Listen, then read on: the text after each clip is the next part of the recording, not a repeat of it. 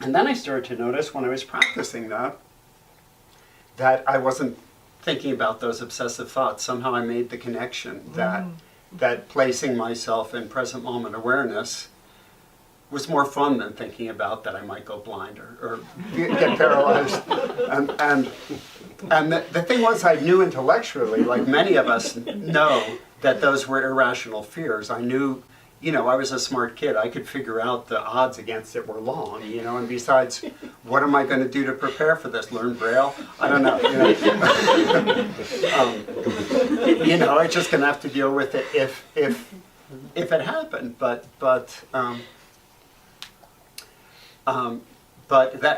knowing that, like we've all discovered, isn't enough, right? We can't talk ourselves out of obsessive thoughts. But I started to realize that I could work with it in this way, bringing my attention back to the present moment. And to my amazement, I discovered that it took me about 3 months to train. Once I caught on to that, I started really training myself that way. And it took me about 3 months to get over those obsessive thoughts till they really completely went away. Now, not everything disappears quite so quickly, but it definitely told me that there was something, the fear wasn't that deep-seated. I actually was an extrovert. That didn't take care of all my fears by any means. But what it cured me of was the habit of worrying not just about those things, but in general of worrying about the imagined future. Because as I started to see that everything about the imagined future was the same. It was, most of it was unlikely to happen. If it did, there was no way to prepare for it. And most of it never came to pass.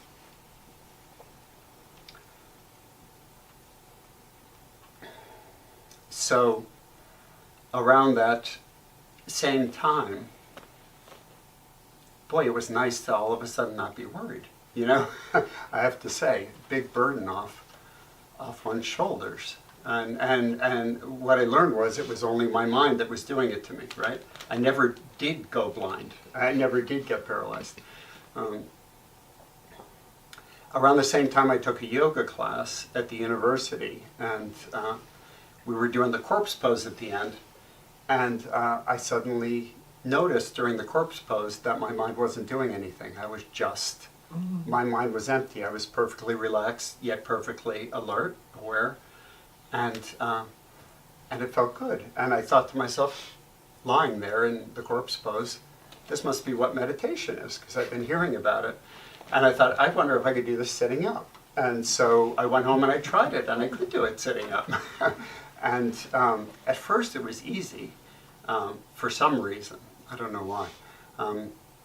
There were lots of struggles to come later, but so it's about the year I was 19, 20, I started occasionally doing meditation. In being 19 or 20, there were a lot of other things to distract me, but we had a dark room in the group house I was living in by the time I was 20, and I used to like to sit in the dark room with the door closed. And, it was the 70s in California, so weirdness abounded, but still, when one of my roommates came in to develop some film and opened the darkroom door and found me just sitting there, I wasn't sitting there like this because I didn't know how to sit, and besides, my knees were about 6 feet from the floor. I couldn't bend them down at all. But anyway, they opened the door and see me sitting there in the dark. But it was the 70s, so I just say I'm meditating, and they go, okay. And then I discovered meditation was cool because I was listening to the Beatles, and I was reading Jack Kerouac, and I had no idea how cool meditation was. So it made me want to pursue it more. In fact, I finally wanted to. I always wanted to write an article about the Beatles and Buddhism because they had a lot to do with. Turn off your mind, relax and float downstream, this is not dying. There's that song, Tomorrow Never Knows, with lyrics from the Tibetan Book of the Dead. And anyway, I finally did write an article about 10 years ago for Tricycle called the Fab Four Noble Truths. So I got to repay that what I owed them for introducing me partly to meditation. Now I want to tell you about something that happened when I was 28 years old, and it can be a little unseemly to talk about these things. And I feel really compelled to tell this story, partly because of the conversation yesterday with David Loy. It has to do with the emptiness and that whole issue that he brought up and was delivered in his talk.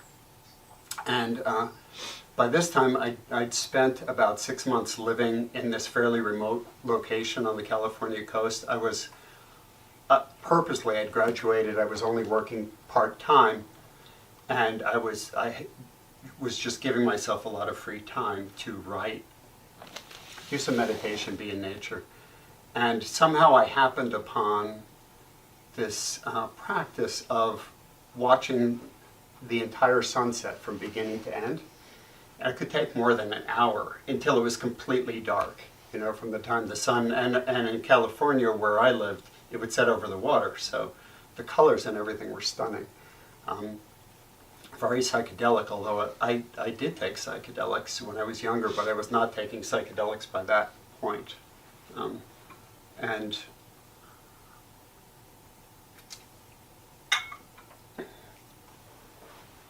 And I would just sit there absorbed and watch without anything to do except watch. Fortunately, there were no cell phones. There was no internet. I often wish for my students these days that they had that kind of free, untrammeled time that I had at that point. It wasn't hard to make a living working half-time in California at the time, and I had cheap rent and no apparent sense of direction. I was just exploring my life, And then my roommates and I had to leave that place, and we moved to a place on top of the mountains behind Santa Barbara. And we were on this ridge, and if you know the California coast, you know how a fog blanket can come in. And there was just the most dramatic phenomena up on this ridge. Sometimes there would be a whole fog bank covering the whole coastal area, and the sun would be setting into that fog bank, because above the fog bank it was clear. And then on the other side of the ridge we lived on, it was the desert, and there was a rift right in that ridge, and sometimes the clouds from the one side would just pour in torrents over to the desert side, and then just immediately vanish because it was so dry there. And it was just a wild thing to watch. And I would just be absorbed. And I didn't realize that absorption was what we now think of as samadhi. But it clearly was. I was just being drawn into that.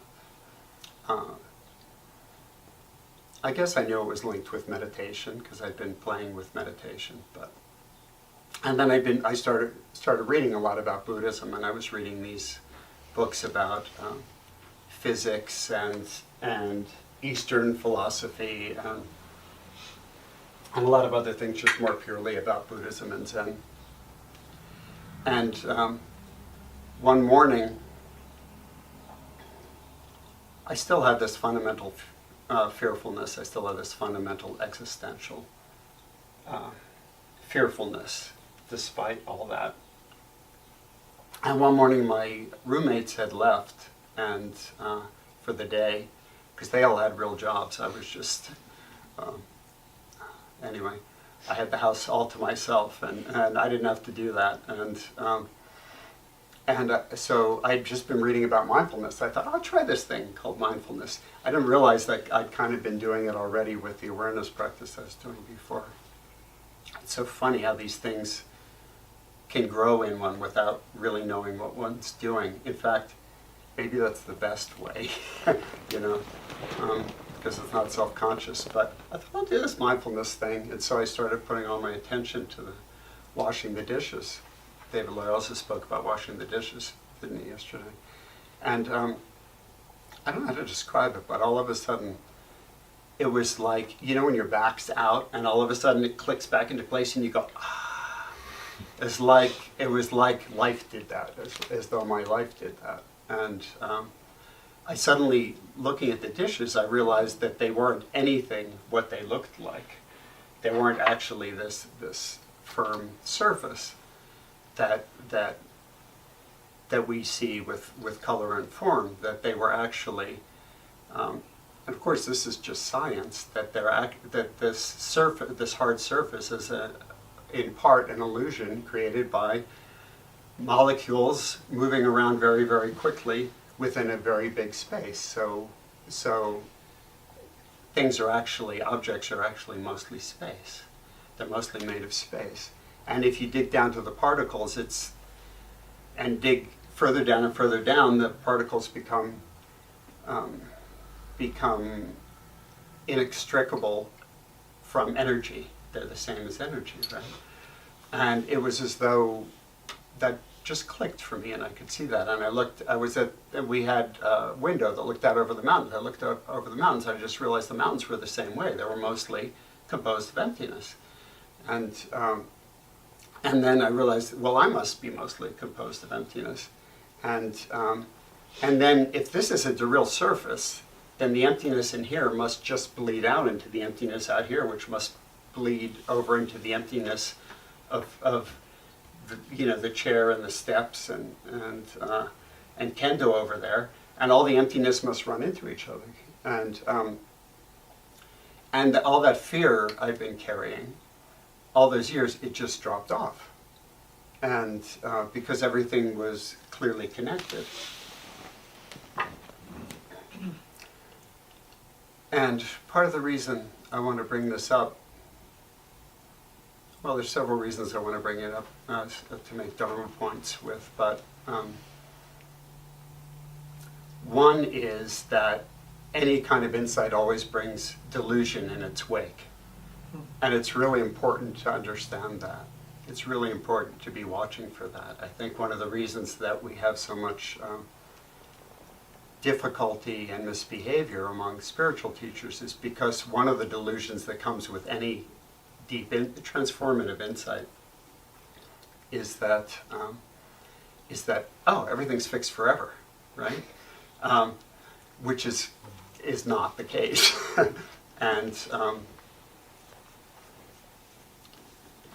But also I want to bring it up because I give talks in a lot of different places, and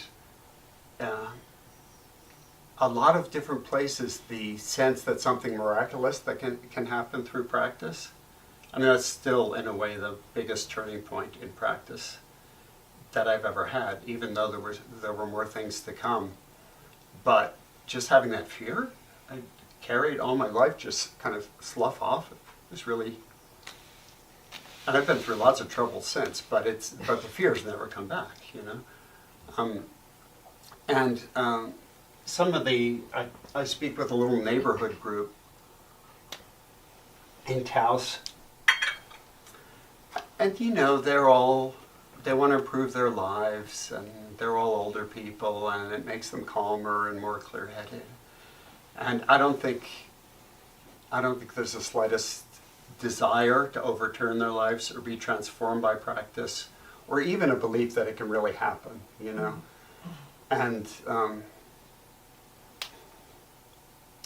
anyway, I think it's important to remind us that things can happen that are like that. But to get into the delusion part, I was on a kind of cloud nine for about 10 months.